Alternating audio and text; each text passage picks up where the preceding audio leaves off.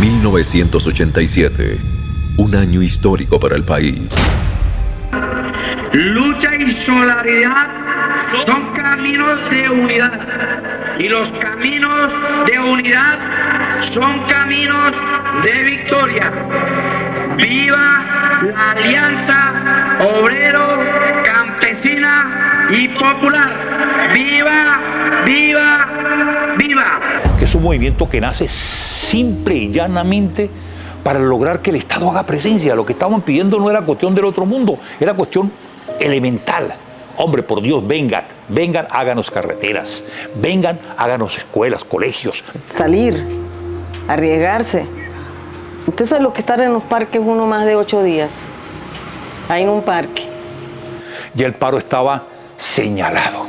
Siento que hay una deuda grande con generaciones contemporáneas a nosotros, pero sobre todo con generaciones mucho más jóvenes que desconocen este hecho y que pueden tener sesgos al respecto cuando realmente ha sido un hecho histórico que ha sido tratado y estudiado por diversas universidades del país y considerado desde la academia como uno de los hechos más relevantes de la historia del siglo XX en Colombia.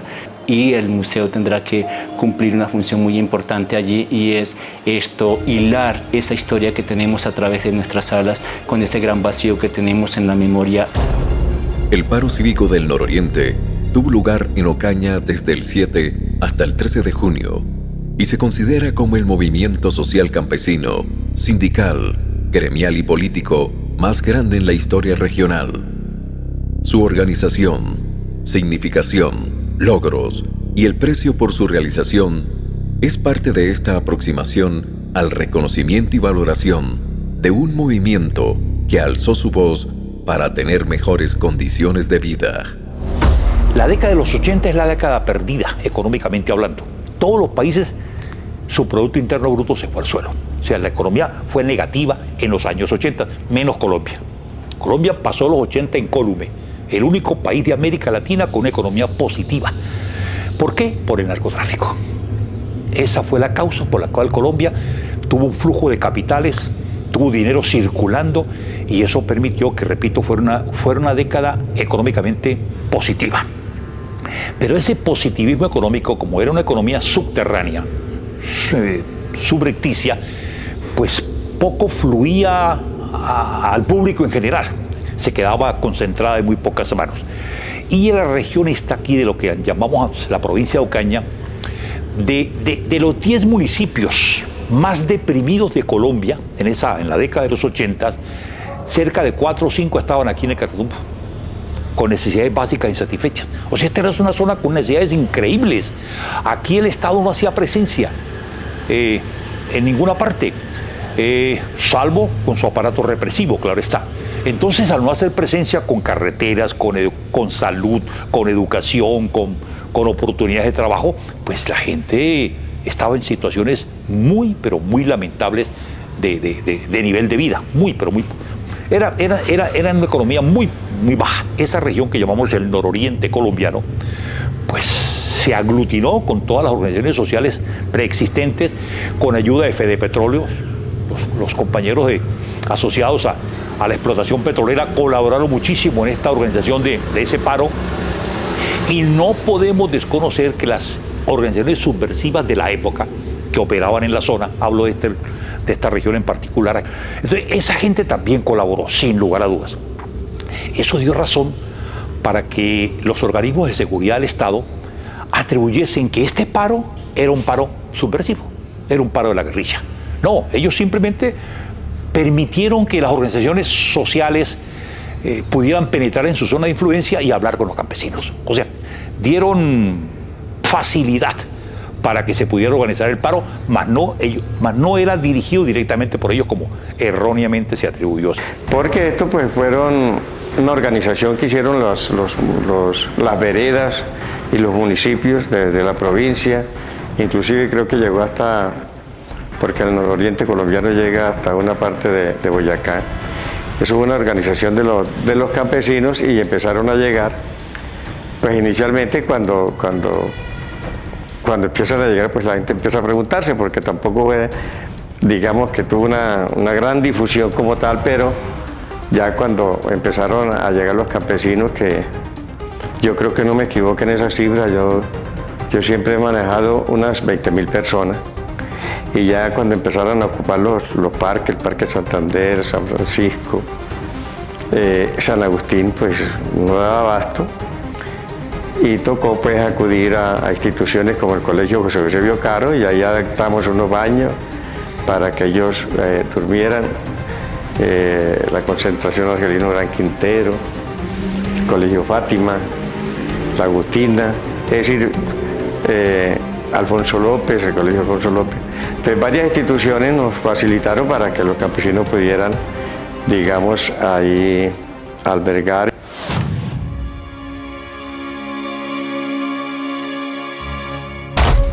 Es que algo muy importante en esa época era que el movimiento cívico y el movimiento sindical estaban muy consolidados, porque estaban el sindicato del hospital, que era bien, o sea, estaba fuerte, estaba el de Centrales, estaba el de Telecom, porque cuando todas esas empresas existían. Asinor. ¿Sí? El magisterio, comités cívicos, cooperativas, o sea, había un movimiento bastante popular, bastante consolidado. Entonces yo a nivel de magisterio, yo personalmente a nivel de magisterio, me contacté con nos contactamos con muchos maestros, y nos enteramos que el movimiento, el paro venía, y empezamos como a colaborar en eso. Es una cosa apoteósica. El pueblo habla, el pueblo manda. Ahí dimensionamos el poder popular, ¿sí? Es decir, el poder popular ahí se expresó y logró traer a funcionarios de alto nivel del gobierno nacional, departamental, que nunca habían querido escuchar a los campesinos, y que por la fuerza de la movilización, de la lucha, les tocó venir y acordar, pactar con los campesinos.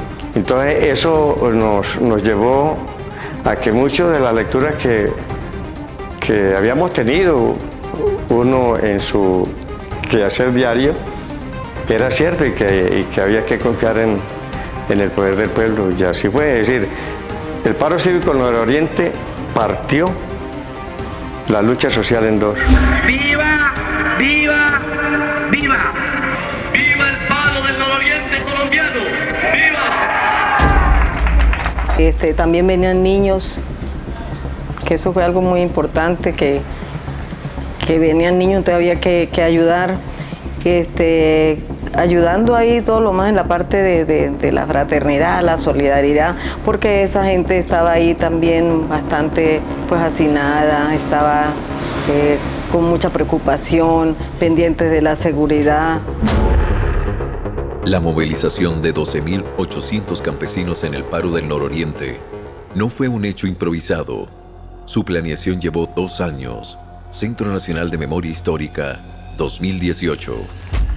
El paro del nororiente motivó algunos acuerdos en respuesta al pliego de peticiones de los campesinos.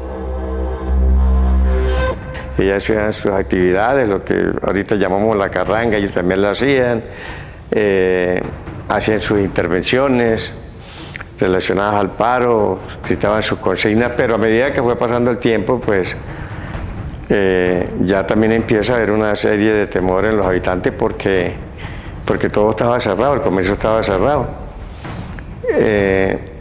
Y pues avanzando, nosotros apurando ahí las conversaciones, porque nosotros conversamos directamente con el gobierno nacional y el gobierno departamental, que en ese entonces era el de gobernador de apellido El Cure, y el alcalde de acá de Ocaña era el doctor Salas Jaín, y negociando nos daban hasta las 2 de la mañana, 3 de la mañana, porque era una negociación muy difícil, porque cada vereda traía sus necesidades.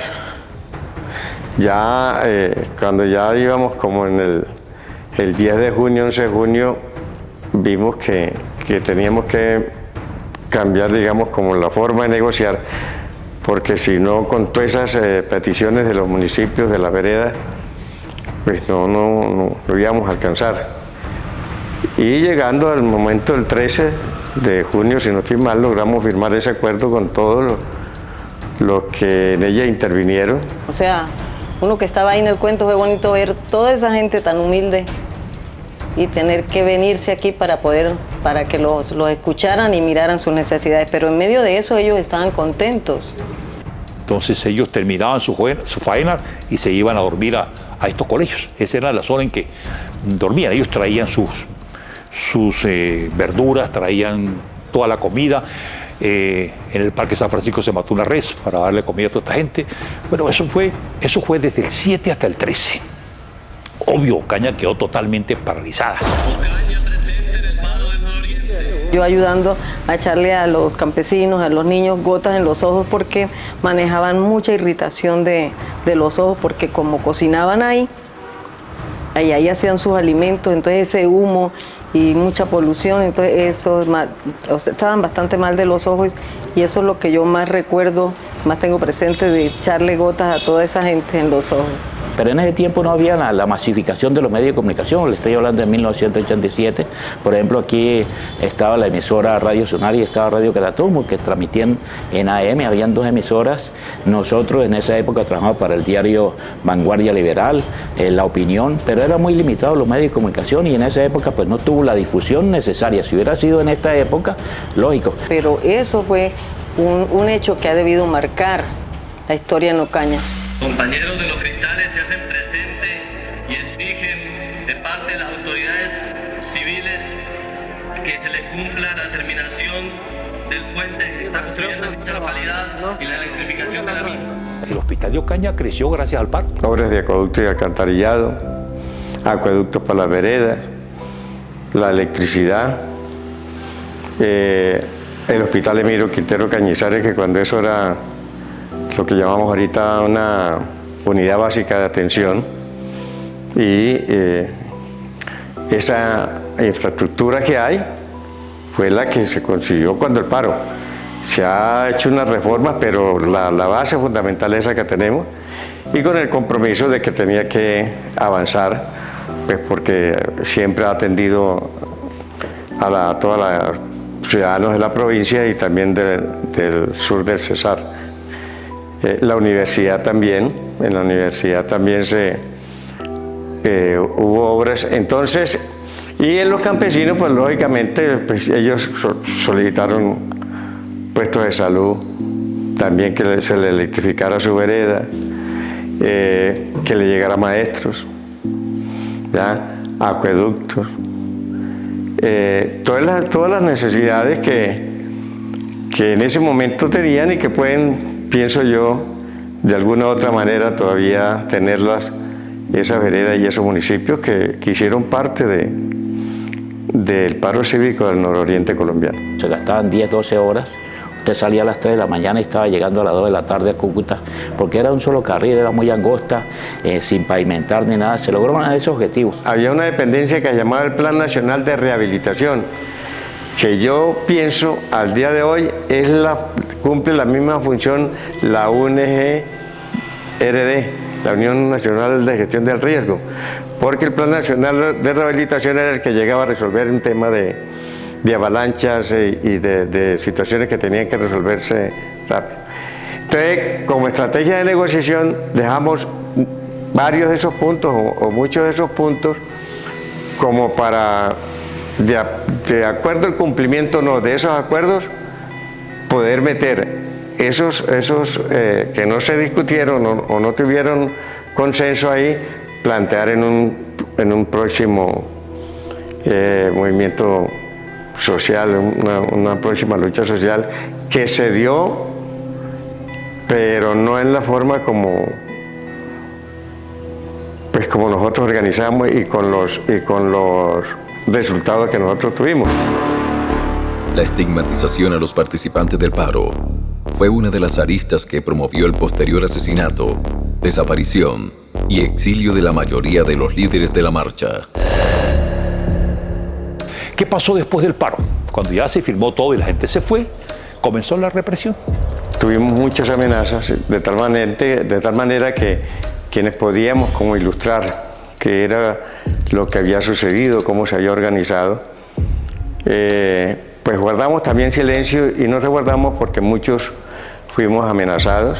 Nos tocó salir de acá por un tiempo de Ocaña, otros se fueron definitivamente porque vino una arremetida de los organismos del Estado contra quienes habíamos, digamos, liderado en parte ese movimiento social, que lo único que buscaba era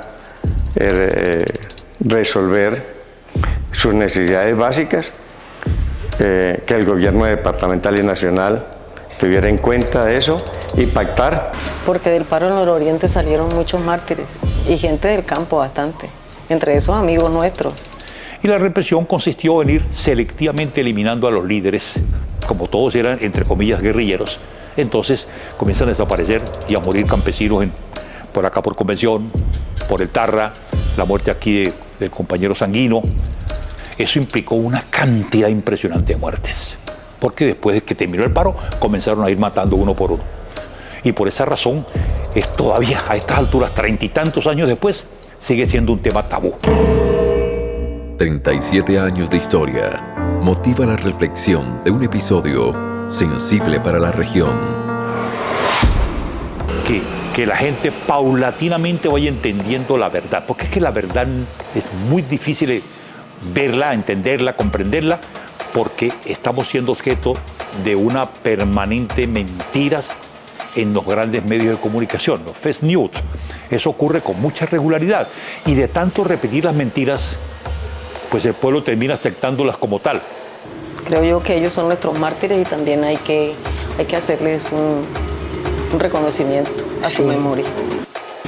Y para la juventud de hoy yo creo que tiene que ser ese momento, como el momento del estallido social, debe ser dos momentos que los estudiantes de la universidad, los jóvenes que tenemos aquí en la ciudad, hacer una evaluación y sacar sus propias conclusiones, porque ese es el medio que nosotros tenemos para poder conseguir, en este caso, las reformas y lo que nosotros consideramos que debe resolver las necesidades básicas de la población.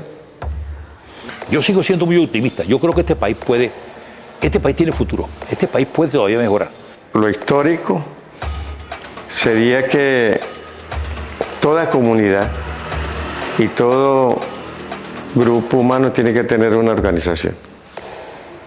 Y tiene que tener claro de que solamente si logramos juntarnos de esa manera, como sucedió en el paro cívico, podemos cambiar las condiciones de los ciudadanos, de los habitantes de una región, después que exista la organización y el espíritu de lucha de cada uno de nosotros.